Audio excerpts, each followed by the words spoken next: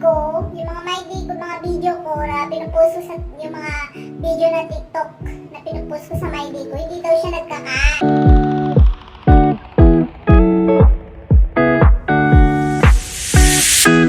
It's been 3 days since I've seen you. Hello! This is your mother. Welcome to my channel. Kasi kumuha ng video.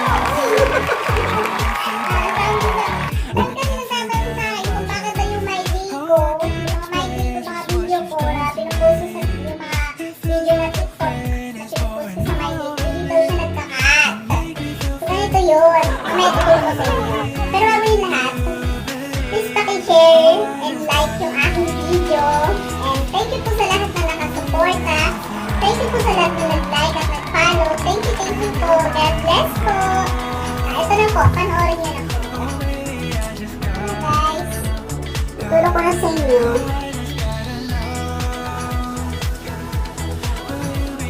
Punta tayo sa Facebook. Tayo muna natin yung story. Kunyari, ito, yung video ko. Ay, hindi siya mahaba. Kahit yun lang siya. Hanap tayo ng mahaba. Mga 15 seconds na pala ito mga ito. Ito. Oh, di ba nakaano siya? Kailangan niyang i-trim. Kasi hindi siya kasha. Ang kailangan lang niya, ang kaya lang niya is 26 seconds. Ayan 26 seconds. Hindi niya kaya. Para ma-imay din natin yan ng buo, ganito. Wait lang. Ngayon, punta tayo ngayon sa Messenger. Ayan. Kunyari. Kunyari ito sa kapatid ko. Magmamay tayo. Kaliwali, may aking combo. ito na. Diba ito yun? Siya, 26 seconds lang kanina. Hindi natin siya may din ng buo. So, ito siya. Punta tayo dito sa your story.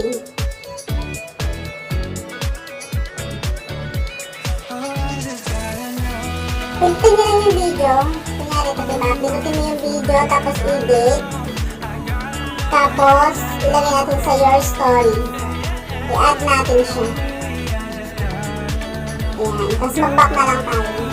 Kung ayaw mo i-send sa kapatid mo or sa mga kaibigan mo or sa jowa mo, ayaw mo i-send, i-back mo lang siya para hindi siya.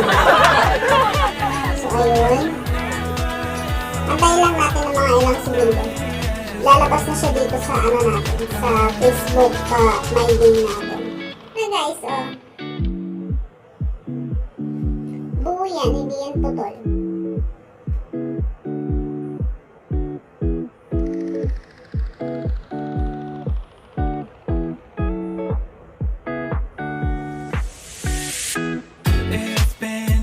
Hindi siya putol